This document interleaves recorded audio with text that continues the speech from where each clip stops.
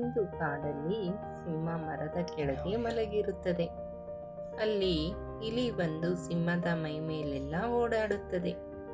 ಆಗ ಕೋಪಗೊಂಡ ಸಿಂಹ ಇಲಿಯನ್ನು ತನ್ನ ಮುಷ್ಟಿಯೊಳಗೆ ಹಿಡಿಯುತ್ತದೆ. ಇಲಿಗೆ ತುಂಬಾ ಭಯವಾಗುತ್ತದೆ. ಇಲಿ ಸಿಂಹದ ಹತ್ತಿರ, ಓ ಮಹಾಪ್ರಭು, ನನ್ನಿಂದ ತಪ್ಪಾಗಿದೆ. ಇನ್ಮುಂದೆ ಈ ತಪ್ಪನ್ನು ಮಾಡುವುದಿಲ್ಲ. ನನ್ನನ್ನು ಬಿಟ್ಟು ಬಿಡಿ. ಮುಂದೆ ನಾನು ಯಾವಾಗಾದರೂ ಸಹಾಯ ಮಾಡುತ್ತೇನೆ ಎಂದು ಹೇಳುತ್ತದೆ. ಇಲಿಯ ಮಾತನ್ನು ಕೇಳಿ ಸಿಂಹ, ನೀನು ಚಿಕ್ಕ ಪ್ರಾಣಿ, ನನಗೆ ಏನು ಸಹಾಯ ಮಾಡುತ್ತೀಯಾ ಎಂದು ಹೇಳಿ ಇಲಿಯನ್ನು ಬಿಡುತ್ತದೆ. ಅಲ್ಲಿಂದ ಓಡಿ ಹೋಗುತ್ತದೆ. ಕೆಲವು ದಿನಗಳ ನಂತರ ಸಿಂಹ ಜೋರಾಗಿ ಗರ್ಜಿಸುತ್ತಿರುತ್ತದೆ. ಸಿಂಹದ ಧ್ವನಿಯನ್ನು ಕೇಳಿದ ಇಲಿಯು ಅಲ್ಲಿಗೆ ಬರುತ್ತದೆ. ನೋಡಿದರೆ ಸಿಂಹ ಬಲೆಯಲ್ಲಿ ಸಿಕ್ಕಿಕೊಂಡಿದೆ.